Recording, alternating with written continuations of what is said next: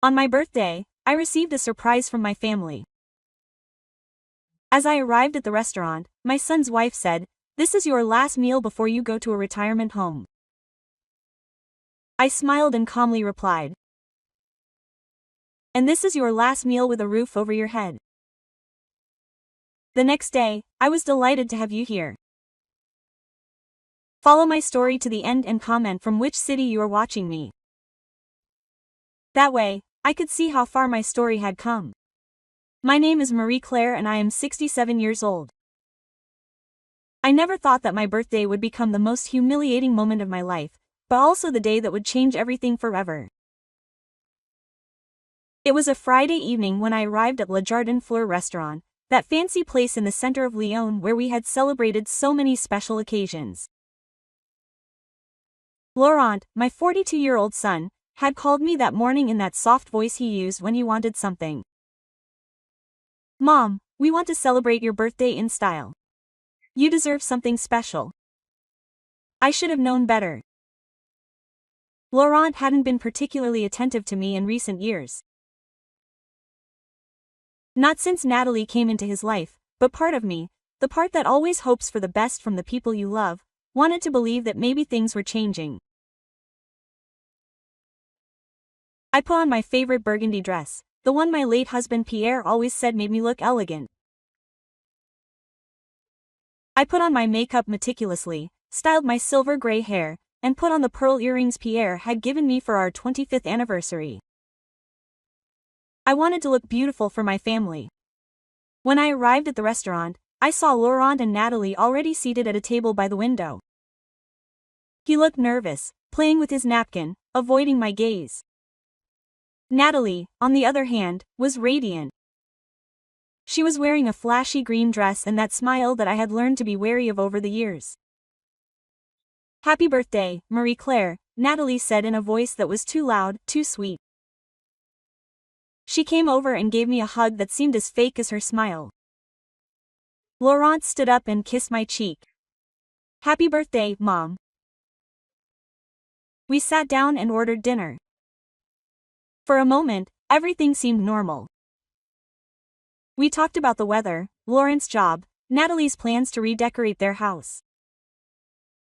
Their house, the one they lived in and that I had been paying for years without him knowing. It was after the main course that Natalie decided to attack. "Marie-Claire," she began, wiping her lips with her napkin. "Laurent and I have been talking and we think it's time to have an important conversation with you." Something in her tone put me on alert.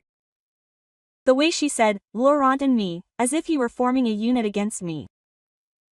The way her eyes sparkled with barely contained mischief. "What do you want to talk about?" I asked. Though part of me already knew. Natalie exchanged a look with Laurent, who nodded nervously. It was obvious they'd been rehearsing this. "Well," Natalie continued, "we don't think it's safe for you to live alone anymore. You've been forgetful lately." Forgetfulness? What forgetfulness? My mind was as clear as ever. I was managing my finances, cooking, cleaning, reading 4 books a week. But I remained silent, wanting to hear how far this charade went. "We've found the perfect place for you," Natalie continued, her voice now taking on a condescending tone that had me clenching my fists under the table. "The Twilight Gardens is a beautiful home for the elderly. You'll have 24-hour company, medical care, activities, a retirement home," I said softly. "Assisted living," Laurent quickly corrected, finally finding his voice. "Mom, we just want what's best for you." I looked at my son, the man I had raised with so much love after his father died 12 years ago. The child who ran into my arms when he had nightmares, who asked me to read him bedtime stories, who told me that when he grew up, he would marry me because I was the most beautiful woman in the world. "We've already arranged everything," Natalie announced triumphantly. "You can move out on Monday. We'll take care of packing for you." That's when something inside me snapped, not with sadness, but with clarity. I saw everything with crystal clarity. The years of subtle manipulation, the way Natalie had gradually moved the ranks away from me, the times they had forgotten to invite me to family dinners, the conversations that would stop abruptly when I entered a room. So this is my last dinner as a free woman, and I said, keeping my voice calm. Natalie smiled, thinking she had won. Don't see it like that, Mariek. Think of it as the beginning of a new phase. I took a sip of my wine, savoring it. Then I set the glass down on the table and looked Natalie directly in the eyes. You're right, my dear. This is my last dinner with you. I paused, watching her smile begin to waver. And this is your last dinner with a roof over your head. The silence that followed was deafening. Laurent blinked, confused. Natalie turned pale. What do you mean? Natalie asked, her voice now less certain. I smiled. The first genuine smile of the entire evening. Tomorrow, you'll find out. I stood up. I grabbed my bag. And I left enough money to cover the bill. As I walked away, I could hear Natalie speaking harshly to Laurent, but their voices faded as I left the restaurant. That night, sitting in my living room, surrounded by photos and mementos of a life lived, I picked up my phone and dialed a number I knew by heart.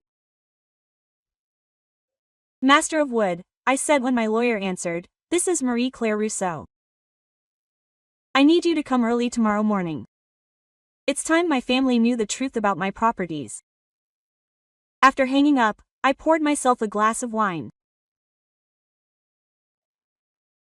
Tomorrow, Natalie and Laurent would discover that the confused old lady he wanted locked up in a retirement home actually owned the house where he lived and much more than he had ever imagined.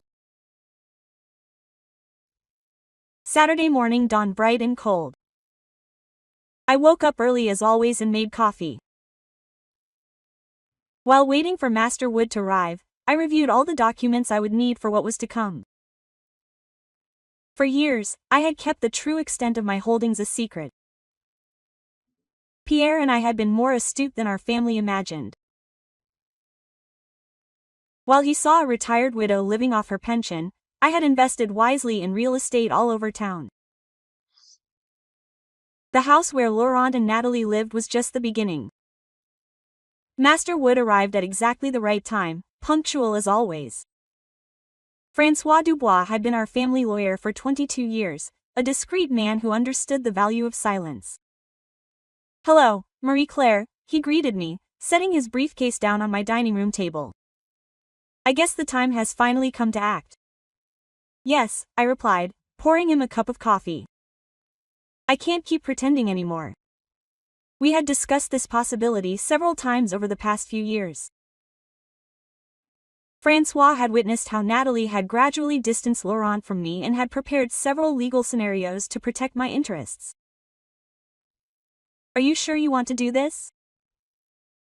He asked me, even though we both knew there was no turning back. Possible. After what had happened last night, I had no other choice. I told him about the dinner, the retirement home, the coldness with which they had planned to get rid of me. François listened silently, shaking his head from time to time. Very well, he said finally. We'll start with the life of eviction. Since you are the true owner of the house on Rue des Tilleuls, you have all the legal rights. The house on Rue des Tilleuls. Laurent and Natalie had lived there for 6 years, believing it was theirs. What they didn't know was that when they had financial problems 4 years ago, I had silently paid off their mortgage to prevent them from losing the house. The bank had transferred the deed to my name, but I had never told them. How long do they have to leave? I asked. 30 days by law, but we can shorten it to a week if we breach the rental agreement. What rental agreement? François smiled. The one we're about to sign now, dated 4 years ago. A contract stating that the rental can be terminated immediately in the event of disrespect or threats toward the landlady. As I signed the documents, I couldn't help but think about how things had come to this. I remembered when Laurent had first introduced me to Natalie years ago. She was charming then, or at least tried very hard to appear so. Your mother is incredible, she had told me at that first dinner. I hope we can become very close. And at first, she seemed sincere. She helped me in the kitchen. She asked me questions about Pierre. She seemed genuinely interested in learning about our family history.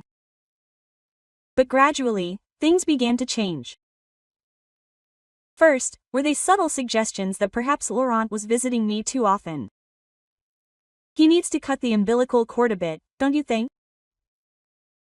She had once said to me, laughing as if it were a joke, but it wasn't. Then began the criticisms wrapped in concern. Marie-Claire, are you sure you should be driving at your age? I'm worried about you living alone and if you fall and no one finds you. Laurent, my sweet Laurent, had begun to repeat his concerns as if they were Sachin. It's done, announced Francois, putting the documents back in his briefcase. The eviction papers will be delivered Monday morning. I've also prepared the letters for the bank, canceling all the automatic transfers you've made for their expenses. This was something else that Natalie and Laurent didn't know. In recent years, I had silently paid for many of their expenses. Natalie's car, the vacation they'd taken again last year, even some of the expensive furniture Natalie had bought for their home, and the disconnection of the utilities on Monday too. Electricity, water, gas, internet, everything is in your name. So legally, you have the right to cancel the services. I felt a pang of sadness for Laurent. Despite everything, he was still my son. But I also felt something stronger, determination. They had crossed a line there last night and there was no going back. After Francois left, I sat in my kitchen with a second cup of coffee and my phone. I knew I had to act quickly before Natalie had time to manipulate the situation in her favor. I dialed Laurent's number. He answered on the third ring. Mom, are you okay? Did you leave so quickly last night? His voice sounded genuinely worried, and for a moment my resolve wavered. That was my child, the baby I had carried in my arms, the child I had comforted during nightmares. Laurent, I need you to come home alone. There is something important we need to talk about. It can't wait.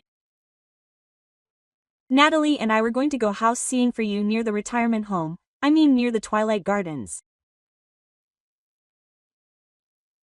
And yet, even now, after publicly humiliating me, they continued with their plans as if my opinion didn't matter. No, Laurent, it can't wait. Come now or on Monday you will discover some things in a much less pleasant way. There was a long pause. Mom, you scare me. You should be scared. Come alone, Laurent. If you bring Natalie, I won't open the door. I hung up before he could answer. In the meantime, I walked around my house. This house that Pierre and I had bought when Laurent was 6. Every corner held memories. The mark on the wall where Laurent had measured his height every birthday. The stain on the carpet where he had spilled grape juice when he was 8. The photo of his college graduation where he was smiling proudly with his diploma. Where had things gone wrong? At what point did he decide that I was a burden instead of his mother? The doorbell rang exactly 40 minutes later. I opened the door and saw Laurent standing there, nervous and confused. Hello, Mom, I said, stepping aside. He sat down on the couch where he had watched Disney movies with me when he was a kid. I sat across from him in Pierre's chair. Laurent, did I start? There's a lot you don't know about me, about your father, about our financial situation. Mom, if this is about the money for the retirement home, I already told you that Natalie and I will take care of it. Your house? Did I interrupt him? The house where you live with Natalie. Do you know who the real owner is? Laurent frowned. It's ours. We have the mortgage. No, Laurent, you don't. I pulled out the documents that Francois had left and gave them to him. I saw his eyes scan the pages. His expression changed from confusion to shock. This can't be true. When you were about to lose the house 4 years ago, I paid off all the debt. The bank transferred the deed to me. You lived in my property for 4 years. Laurent turned pale. Why didn't you tell us? Because I thought it was my son who lived there. I thought one day you would understand what I had done for you. My voice cracked slightly. But last night, I realized that I don't have a son. I have a stranger who wants to lock me up in a nursing home to get rid of me. Mom, it's not like that. It's not like that. I stood up and walked to the window. Laurent, when was the last time you visited me without it being for money or because you needed something? When was the last time you called me, just to see how I was doing? Silence was my answer. On Monday, I said without turning to look at him, you will receive an official eviction notice. You have a week to find another place to live. Mom, you can't do this. We're family. Finally, I turned around to face her. Last night in that restaurant, you made it clear to me that I'm no longer family. Now, you're going to discover the consequences of that decision. On Sunday morning, while I was having my coffee and reading the newspaper as I always did, my phone started ringing non-stop. I didn't recognize the first number, but I answered it anyway. Marie-Claire, it's Sylvie, Natalie's sister. The voice was harsh, accusatory. I can't believe what you're doing to my sister and your own son. So, Natalie's campaign had already begun. I was expecting it. Hello, Sylvie, I didn't know you had my number. Natalie gave it to me. She's devastated. Marie-Claire, how can you be so cruel to your own family? I leaned back in my chair, preparing for what I knew would be a long conversation. Did Natalie tell you about Friday's dinner? She told me they were trying to help you, to find you a safe place to live, and that you reacted like a madwoman. A madwoman? Of course that would be Natalie's story. Did she tell you that they told me they were going to put me in a nursing home without even asking my opinion? Marie-Claire, at your age, it's normal to need help. Sylvie, I interrupted her. 67, not 97. I manage my own finances, cook, clean, read, drive. There's absolutely nothing wrong with my mind. But Natalie told me that you'd forgotten things, that sometimes you don't recognize people. Lies. It was all lies. But I realized that Natalie had been building this story for months perhaps, preparing the ground for this moment. Sylvie, did you ever talk to me directly about these supposed memory problems? There was a pause. Well, no, but if I had, don't you think someone should have talked to me first before deciding my future? After Sylvie, Natalie's mother called, then a cousin of Laurent's whom I had barely seen in years, then Natalie's best friend. All with the same story. Marie-Claire had become senile and cruel and was punishing her poor family for trying to take care of her. By noon, I had received 14 similar calls. Natalie had been very busy. That's when the doorbell rang. Through the window, I saw a car I didn't recognize. When I opened the door, I found a woman older than me, dressed in leghorn, with a stern expression. Are you Marie-Claire Rousseau? Yes, I am Dr. Patricia Moreau, geriatrician. Your daughter-in-law contacted me very concerned about your mental well-being. She asked me to come and evaluate you. It felt like a slap in the face. Natalie had gone so far as to have a doctor come to my home without my consent. I didn't ask for any evaluation, I said firmly. Mrs. Rousseau, I understand that this can be confusing. But sometimes people with cognitive decline don't realize they need help. Dr. Moreau, right? I kept my voice calm but firm. I appreciate you coming, but I'm not going to allow you to enter my home without legal orders.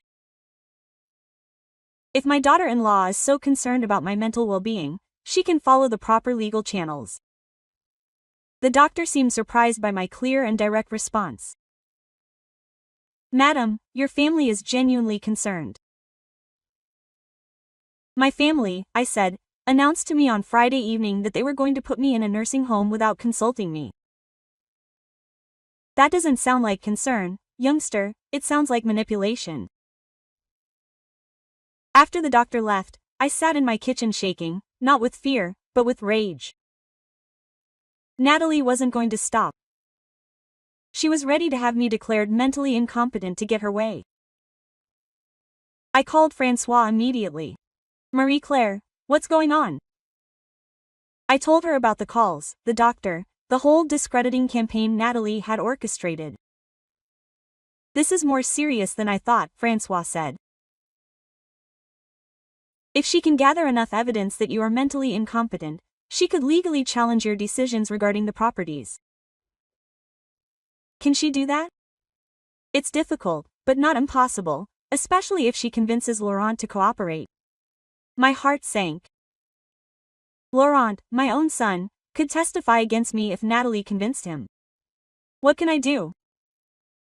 We need to move faster than expected, and we need medical documentation proving your mental competence. That afternoon, Francois arranged an urgent appointment with Dr. Lemoyne, my primary care physician for 17 years, as well as with a neuropsychologist for a complete cognitive evaluation. Meanwhile, the calls continued to come in. A few distant relatives, neighbors that Natalie had contacted, even some of my former colleagues from the school where I taught before retiring. The most painful was the one from my sister Bridget, who lives in another department. Marie-Claire, her voice sounded worried. Laurent called me. He told me that you had been acting strangely, that you had thrown them out of their house for no reason. Their house? I repeated bitterly. Yes, their house. Marie, is it really necessary to be so drastic? They are your family. Bridget, do you think I will suddenly lose my mind? Well, no, but aging may. I am 67 years old, Bridget, the same age as you. That made him grounded for a moment. Listen, did I continue? I'm going to email you some documents. I want you to see the real situation before you judge me. That night, I prepared a complete dossier of information. Copies of the property deeds, bank statements, the history of payments I had made to Laurent and Natalie, even audio recordings I had secretly made during some of our recent conversations where Natalie had been particularly cruel. I sent it not only to Bridget but to several key relatives. I wanted them to see the evidence before Natalie could completely poison their minds. Monday morning arrived even earlier than expected. At 7 a.m., my phone rang. It was Laurent and he sounded frantic. Mom, there's a man at our door with Lego papers. He says we need to evacuate the house. Yes, I said simply. How could you do that? How could you call the police like we were criminals? Laurent, I didn't call the police. I called a process server to deliver a legal eviction notice. There's a big difference, but we're your family. Last night, your wife brought a doctor to my house without my permission to have me declared mentally incompetent. It was also because we're family. Silence. Laurent, did I continue? Natalie called everyone we know to tell them I'm crazy. She's built a case to take away my control over my own decisions. Did you know? No more silence. Mom. He finally said, his voice smaller. Natalie says she just wants to protect you. Who is she protecting me from, Laurent? From yourself. She says you could hurt yourself living alone, that you could be the victim of a scam. Laurent, listen to yourself. You repeat your wife's words like a parrot. When was the last time you had a clean thought about your mother? The line went silent for so long I thought he'd hung up. I don't know, he finally whispered. That's the most honest answer you've given in years. After we hung up, I sat in my kitchen, staring out the window at the garden Pierre and I had planted together. I felt lonelier than I had since his death, but I also felt something I hadn't felt in years. Free to pretend everything was okay. Free to pretend I cared about Natalie. Free to tread lightly around Laurent's feelings. The phone rang again. This time, it was Francois. Marie-Claire, I have news. Laurent just called my office. He wants to meet with me this afternoon. Why? He didn't say, but I can imagine.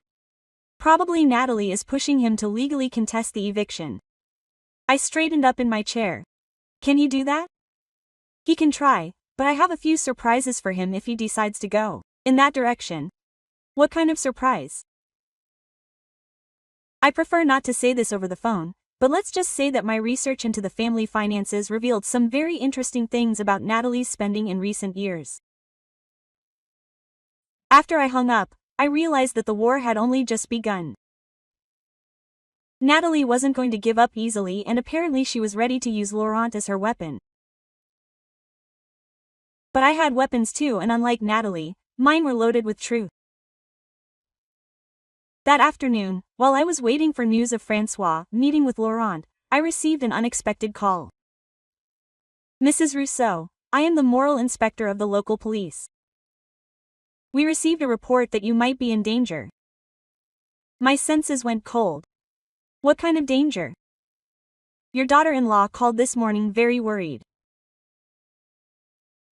She said that you had acted erratic and that she feared that you might hurt yourself or others.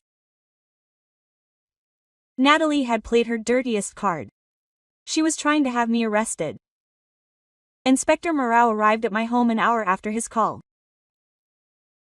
He was a middle-aged man with kind but alert eyes.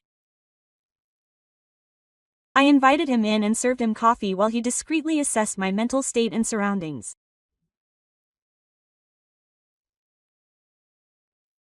Mrs. Rousseau, he began, I must admit that after speaking with you on the phone and now seeing you in person, I see no evidence of erratic or dangerous behavior because there is none, I replied calmly.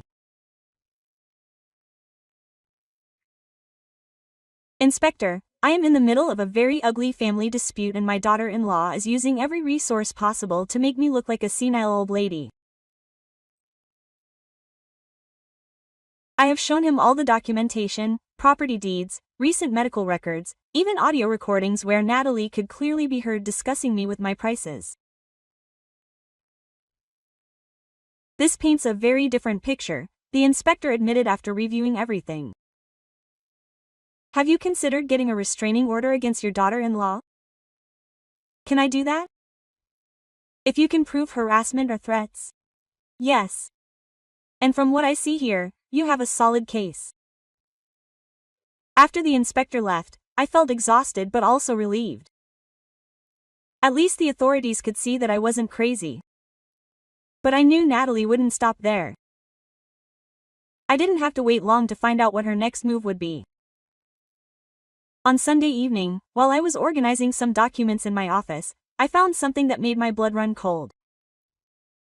In an old box of important papers, I discovered that things were missing. My mother's jewelry that I kept in a small bag in the box was gone. Also missing was a pearl necklace that Pierre had given me for our 15th anniversary. With a pounding heart, I searched the entire box, my grandmother's diamond brooch, the emerald earrings I had inherited from my aunt, even my gold watch from my graduation. Everything was gone. I called Francois immediately, even though it was already 10 p.m. Marie-Claire, what's going on? Francois, someone stole my jewelry. The most valuable pieces are missing from my safe. Who else has access to your house? Only Laurent. He's had the emergency keys since Pierre's death. There was a heavy silence on the line. Marie-Claire, I'm going to ask you a question and I need you to be completely honest with me. When was the last time you checked that jewelry? I thought about it for a moment. About 7 months ago when I took it out for the anniversary of Pierre's death. And how many times had Laurent come to your house when you weren't there? My stomach tightened. Laurent often came by when I went shopping or to my medical appointments. He said he wanted to check that everything was okay, that there were no problems with the plumbing or the electricity. I thought it was sweet of him to be concerned. Francois, are you suggesting that Laurent stole my jewelry? I suggest that tomorrow morning we go to every pawn shop in town with photos of these pieces. I didn't sleep that night. I lay awake in bed, staring at the ceiling, trying to process the possibility that my own son had stolen my mother's jewelry, the gifts of stones, the family heirlooms that I had planned to leave her one day. In Sepin, Francois arrived with a private investigator named Monsieur Dubois. We had prepared photos of all the missing pieces and a list of the most well-known pawn shops in town. We didn't have to search long. At the third pawn shop we visited, the owner immediately recognized the photos. Yes, these pieces, a young man brought them in about 3 months ago. He said they belonged to his grandmother, that she had died and that the family needed money quickly. Can you describe the man? Asked my Dubois. Brown hair, about 40 years old, well-dressed, very nervous. He brought a woman with him, blonde, very well-dressed. My heart broke completely. Laurent and Natalie had sold my family's jewelry. Quote, how much did you pay them for everything? I asked. My voice barely above a whisper. The man checked his ledgers. 18,000 euros.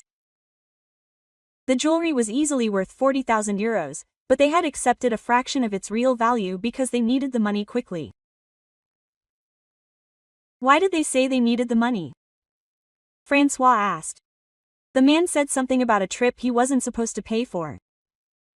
The woman mentioned something about a thermal spa. A thermal spa? I remembered that 3 months ago, Natalie had posted photos on social media of a luxurious vacation they had taken. She had bragged about the 5-star hotel, the spa treatments, the fancy dinners, the vacation paid for with my family's jewelry. We obtained copies of all the documentation and records of the transaction. Mr. Dubois also obtained the security camera footage that clearly showed Laurent and Natalie selling my belongings. I sat in the kitchen and cried for the first time since all this had started. I didn't cry for the jewelry, even though it was irreplaceable. I cried for my son, for the man he had become, for the realization that there was nothing left of the sweet child I had raised. Francois let me cry for a few minutes before speaking softly. Marie-Claire, there's more. I looked up, wiping away my tears. More than that. Mr. Dubois did some additional research on Laurent and Natalie's finances. He found some concerning things. He gave me a file full of documents, bank statements, credit card records, credit reports. They have debts of over 90,000 euros, Francois continued, mainly credit cards and a personal loan that Laurent took out 8 months ago. What did they spend so much money on? Designer clothes, jewelry for Natalie, the car she drives. Expensive home renovations, vacations. They've lived far beyond their means. I pored over the documents, seeing load after load of unnecessary luxuries, thousands of euros on clothes, thousands more on expensive restaurants, credit card bills that gave me a headache. And there's something more, Francois said quietly. Laurent took money from your checking account without your knowledge. What? Since he's the designated beneficiary in the event of your death, the bank gave him emergency access to the account a year ago when you were hospitalized with pneumonia. They never revoked it. I held my breath. How much did he take? Almost 25,000 euros in the last 12 months. Small amounts each time. Probably hoping you wouldn't notice. I stood up and walked to the window, trying to process this betrayal. My son had not only stolen my family jewels, but he had also stole money directly from my bank account. Francois, I finally said, I want to press charges for theft. Marie-Claire, are you sure? Once you do this, there's no going back. Laurent could go to prison. I turned to look at him. My son no longer exists. The man who sold his grandmother's jewelry for a luxury vacation is not the child I raised. That afternoon, while Francois was preparing the Lego documents, I got a call from Bridget. Marie-Claire, I got the documents you sent me. I can't believe what I'm reading. Now, do you believe me? Oh, my sister, I'm so sorry. I had no idea things were this bad. I told her about the stolen jewelry and the money they had imprinted. My God, Bridget whispered. You have to do something. This can't go on. I'm already doing something. Tomorrow, I'm going to bring a bunch of criminals against Laurent. Against your own son? Bridget! My son died a long time ago. What's left is a stranger who sees me as a source of money. That night, Laurent called. His voice sounded different, more desperate. Mom, we need to talk. I think we've talked enough. Please, Mom, there are things you don't understand. Natalie says she can explain everything. Laurent, I found the jewelry. Total silence on the line. Well, I didn't find them exactly. I found out where you sold them. I have the security records, the receipts, everything. Mom, I can explain. What can you explain? How did you steal your grandmother's jewelry to pay for a vacation? How did you take money from my bank account for almost a year? How did you know about the money? Your voice was barely a whisper because contrary to what you and your wife thought, I am not a senile old lady. I am a 67-year-old woman with all my mental faculties intact, and I notice when I am being robbed. Mom, please, we can pay you back for everything. We just need time. Laurent, tomorrow I am suing a bunch of criminals for theft. I suggest you get a lawyer. I hung up and sat in the silence of my kitchen. In less than a week, I had completely lost my son. But for the first time in years, I felt like I was getting my dignity back. I didn't know what the future held, but I knew one thing for sure. I would never again allow anyone to treat me like I was invisible or disposable, especially not my own family. On Wednesday morning, I woke up to the sound of someone banging loudly on my door. I looked at the clock. 6:30. I put on a bathrobe and went to see who it was. Through the peephole, I saw Natalie, but not the perfectly groomed Natalie I knew. Her hair was disheveled, her makeup was smeared, and she was wearing the same clothes as the night before. She looked desperate. Marie-Claire, open the door. We need to talk. I didn't answer the door. Instead, I spoke through the door. Natalie, it's 6:30 in the morning. Get off my property. I'm not leaving until you talk to me. This is crazy. You can't destroy your own family like that. My family destroyed itself. The knocking got louder, more desperate. I called the police. 15 minutes later, a patrol car arrived. I saw through the window the officer talking to Natalie, who was gesticulating dramatically and pointing toward my house. Then the officer knocked on my door. Good morning, Mrs. Rousseau. I am Officer Rodriguez. The lady here says she is your daughter-in-law and needs to speak to you urgently about a family emergency. Officer, there is no emergency. This woman and her husband, my son, stole family jewelry valued at over 4,500 euros. They also withdrew money from my bank account without my permission. Today, I am filing a formal complaint against both of them. The officer looked at Natalie, whose face had gone pale. Is this true, ma'am? She is lying. She is senile. She does not know what she is saying. I pulled out the files that Francois had prepared for me and showed them to the officer through the half-open door. "Officer, here's all the documentation, the security records from the pawn shop, the sales receipts, the bank records showing the unauthorized withdrawals." The officer examined the documents for several minutes. His expression became increasingly serious. "Ma'am," he told Natalie, "I need you to leave this property immediately. If you don't, I will arrest you for trespassing. This is ridiculous. She is my mother-in-law. We are a family." "Ma'am, family is not an excuse for theft. You have 5 minutes to leave before I call for backup." After Natalie left, the officer asked me if I wanted to file an additional complaint for harassment. I agreed. 2 hours later, Francois and I were at the police station filing all the formal paperwork. The detective signed off on the case. Detective Bernard has thoroughly reviewed all the evidence. Madame Rousseau, this is a very strong case. The video footage is particularly compelling. What happens now? We will issue arrest warrants for both Laurent and Natalie Rousseau. They will likely be arrested before the end of the day. As we left the police station, Francois put a hand on my shoulder. "Marie-Claire, are you sure you want to continue with this?"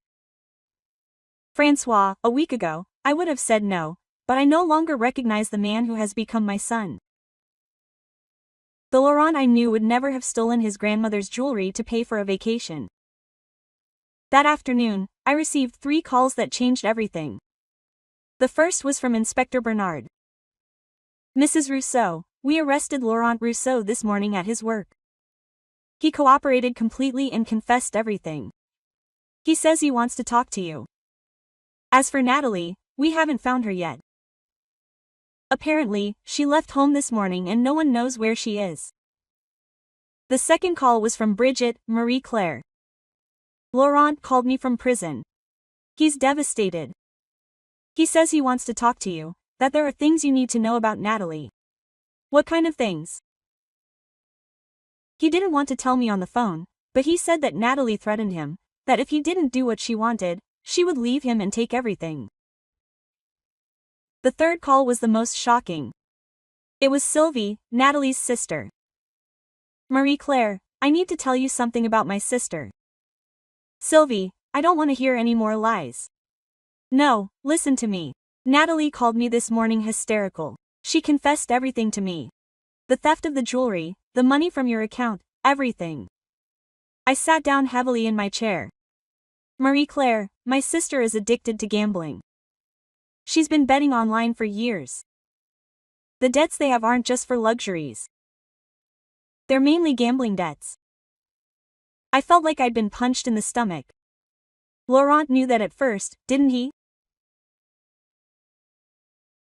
Natalie told him that the money was for other things, but when he discovered the truth a few years ago she threatened to leave him and tell everyone that he had physically abused her. Is that true? No, Laurent would never raise his hand to anyone. But Natalie is very convincing and he was afraid that people would believe her. After I hung up, I sat in my living room, trying to process all this information. My son had been manipulated and blackmailed, but that did not excuse the theft. He had made decisions, bad decisions, and now he had to face the consequences. That night, I decided to visit Laurent in jail. The county jail was a cold and depressing place. Laurent looked terrible when they brought him into the visiting room. He had deep dark circles under his eyes, had lost weight, and his clothes seemed too big for him. We sat across from each other, separated by a metal table. For several minutes, neither of us spoke. Quote, "Mom," he finally said, his voice breaking. "I'm so sorry, Laurent. Tell me the truth. The whole truth." And then he broke down. He told me everything about Natalie's gambling debts, how she had started betting small amounts online and had escalated to losing thousands of euros a week. He told me about the threats, how she had convinced him that if he didn't help her, she would leave him in ruins and destroy his reputation. But Mom, I never wanted to steal from you. Every time I took something, I told myself that I would give it back to you, that I would find a way to replace it before you realized it. Laurent, you took your grandmother's jewelry. Jewelry that was supposed to be for your children one day. I know. Tears began to stream down his face. I know, and I hate myself for it. And the money in my bank account. Natalie said it was just a loan, that when she won big, we would give you everything back and more. I looked him in the eyes, searching for any trace of the child I had raised. Laurent, at some point during all this, did you think about coming to talk to me? I wanted to do it 1,000 times, but Natalie said you would judge us, that you would cut us off completely if you knew about these problems. So instead, you decided to cut me off first. Laurent lowered his head. The nursing home thing. It was Natalie's idea. She said that if you were in a nursing home, we could sell your house to pay off the debts, that you would be better cared for, and we could have a fresh start. And you agreed to that? Not at first, but Natalie kept insisting, saying it was best for everyone. And me, her voice broke. I was so weak that I let her convince me. We stayed in silence for a long time. Finally, Laurent looked up. Mom, can you ever forgive me? The question that I had feared. I looked at my son, this 19-year-old man who had made such terrible decisions. And I tried to find an answer. Laurent, I love you. I will always love you because you are my son. But the man sitting in front of me is not the man I raised.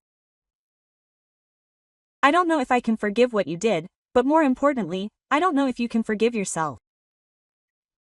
Will you drop the charges? No, Laurent nodded slowly. I understand. I deserve it, Laurent. It's not about what you deserve or don't deserve, it's about consequences. You made decisions and now you have to deal with what comes after that. I stood up to leave. Mom! He called out to me, and I stopped. What? Could you do something for me? When they find Natalie, could you make sure she gets help? I know what we did was wrong, but she really has a problem. She needs treatment. I looked at my son for the last time. Despite everything that had happened, he still worried about the woman who had destroyed his life and mine. Laurent, you are not responsible for fixing Natalie. You are only responsible for fixing yourself. I left prison feeling strangely empty. I had gotten the answers I needed, but I didn't feel any better. If anything, I felt worse, knowing that my son had been both a victim and a perpetrator. But I also felt something more, determination. Laurent would have to find his own path to redemption. I had done enough for him. It was time to start living for myself. 6 months after that terrible night in the restaurant, I woke up in my own bed. In my own home, completely free. Natalie was never found. According to Inspector Bernard, she had probably fled the region when she learned that Laurent had been arrested. There was an outstanding warrant for his arrest, but frankly, I was glad she was out of our lives.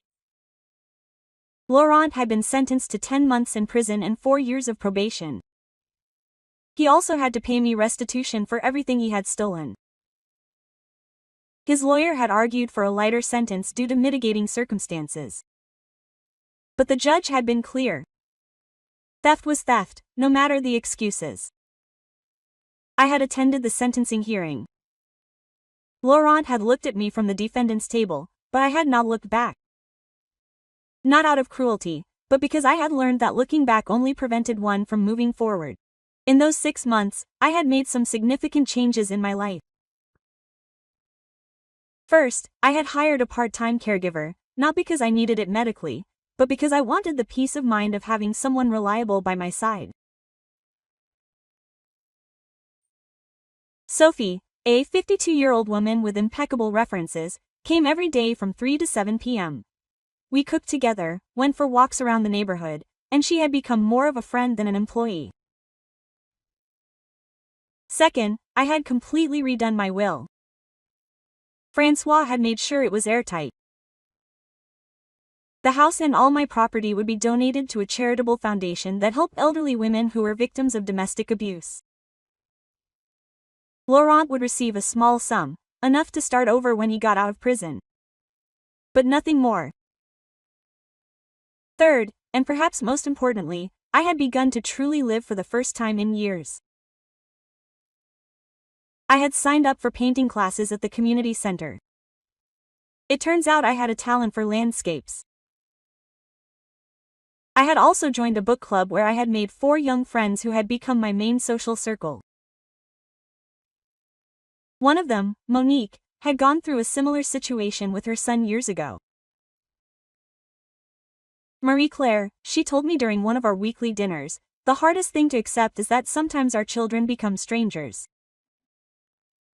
It's not our fault, but we can't fix it either. Quote. She was right. For years, I had believed that if only I loved Laurent enough, if only I was patient enough with Natalie, things would get better. But one-sided love can't sustain a toxic relationship forever. One afternoon in November, while Sophie and I were preparing dinner, the doorbell rang. Through the peephole, I saw a young woman I didn't recognize. Mrs. Rousseau, I'm Isabelle Moreau, a social worker at the correctional center. Could I tell you about Laurent? I let her in, curious but cautious. Mrs. Rousseau, Laurent has been in our rehabilitation program for the past 5 months. He's made exceptional progress. I'm glad to hear that. He wants to write you a letter, but he needs your permission to send correspondence. Would you be willing to receive it? I thought for a moment. What would the letter be about? Mostly an apology and the changes he's did. He also attended Gamblers Anonymous to better understand what happened with Natalie. He also had gambling problems, not directly, but he learned codependent behavior patterns that led him to facilitate his wife's addiction. I decided to authorize the letter. It arrived a week later. It was long, 6 pages of careful handwriting. And I could see that Laurent had put a lot of thought into each word. Dear Mom, I know I have no right to ask for your forgiveness after what I did. I know that I betrayed your trust in the most fundamental way possible. During these months in prison, I have had a lot of time to reflect on the decisions I made and the man I have become. I want you to know that I am not writing this letter hoping that you will change your will or forgive me. I am writing because I need you to know that I finally understand the gravity of what I have done. I stole more than jewelry and money. I stole your security, your trust in your own family, your right to age with dignity in your own home. There is no excuse for this. I went to therapy and learned about codependency and how I allowed Natalie's problem to become my problem. But most importantly, I learned that none of that justifies the decisions I made. When I get out of here in 3 months, I will not try to contact you unless you want me to. I will move to another area and start over completely. I have accepted a job with a non-profit organization that helps families with addiction issues. Mom, I want you to know that the strong, independent woman that you are has always been my hero. I regret that it took me so long to realize that. With love and respect, Laurent P.S. I know I will probably never see Grandma's jewelry again, but I have all the photos of them that you kept in the family album. If you ever want copies, I can send them to you. After reading the letter, I filed it away in my office. I wasn't going to respond, at least not right away, but I was happy to know that Laurent was finally taking real responsibility for his actions. 3 weeks later, Bridget came to visit me from Marseille. It was the first time we'd seen each other in person since it all began. You seem incredible, she said as she kissed me at the airport. You seem free. She was right. For the first time in years, I wasn't carrying the burden of worrying about Laurent, of walking on eggshells around Natalie, of pretending everything was fine when it clearly wasn't. While she was visiting, we went to dinner at Jardin Fleury, the same restaurant where it all began. Doesn't that bring back any bad memories? Bridget asked me as we sat down. On the contrary, I replied, it reminds me of the moment I decided to get my life back. That night, the restaurant manager approached our table. Excuse me, aren't you the lady who had that incident here a few months ago? I tensed up, bracing myself for more drama. Yes, that's me. I wanted to tell you that I really admired the way you handled that situation. My staff sometimes talks about it. The way you maintained your dignity while standing your ground was truly impressive. After she left, Bridget and I looked at each other and started laughing. Who would have thought that you would become an inspiration to restaurant staff? Bridget said. Certainly not me. On the way home, Bridget asked me, are you sorry for something? I thought about it carefully. I regret taking so long to stand up for myself. I regret allowing Natalie to mistreat me for so many years. But I don't regret the decisions I made once I finally opened my eyes. And Laurent? Laurent is an adult who made adult decisions. The consequences of those decisions are not my responsibility. A month after Brigitta's visit, I was in my garden planting bulbs for spring when Sophie came out of the house. Marie-Claire, there's a young man at the door who says he's your grandson. My heart stopped. I didn't have any grandchildren. Laurent and Natalie had never had children of their own. I went to the door and found a young man of about 22 with familiar eyes. Mrs. Rousseau, I'm Nicholas. Nicholas Rousseau. I'm Laurent's son. The world around me reeled. What? Laurent is my father. I never knew you existed until recently. My mother and he separated when I was a baby before he met Natalie. He found me on social media a few months ago and told me all about what happened. I was speechless, looking at this young man who had the same eyes as Laurent when he was a child. Can I come in? There are many things I would like to talk to you about. And so, in a twist I never imagined, I discovered that I had a grandson, a hardworking young man, a university student, who had grown up completely unaware of all the drama in our family. Nicholas became a regular visitor. He was intelligent, respectful, and had a fresh perspective on the whole situation. He didn't excuse his father's actions, but he didn't completely condemn him either. Grandma, he told me one afternoon while we were having tea in my garden, I think Dad is finally learning who he really wants to be. What do you think about all this? I think you did what you had to do, and I think that in time, maybe our family can find a way to heal. I didn't know if he was right or not, but for the first time in a long time, I felt hopeful. A year after that disastrous dinner, I was living the most fulfilling life I had in decades.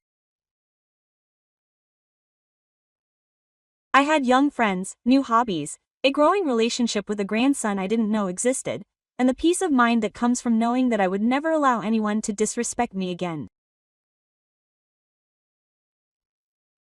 Laurent was out of prison and had moved to Brittany, as he had promised. He sent me a postcard every month just to let me know that he was okay. But he didn't try to establish a deeper relationship. He respected my boundaries, and that was a start. Natalie remained missing, and frankly, I hoped she would. One night, while I was reading in my living room, I looked at the photo of Pierre on the table next to me. I think I've finally learned what you've been trying to teach me all these years, I said to his smiling image. That I deserve to be treated with respect and dignity, especially by my own family. For the first time since his death, I felt like I was truly living, not just existing. My name is Marie-Claire, I'm 19 years old, and I'm finally free.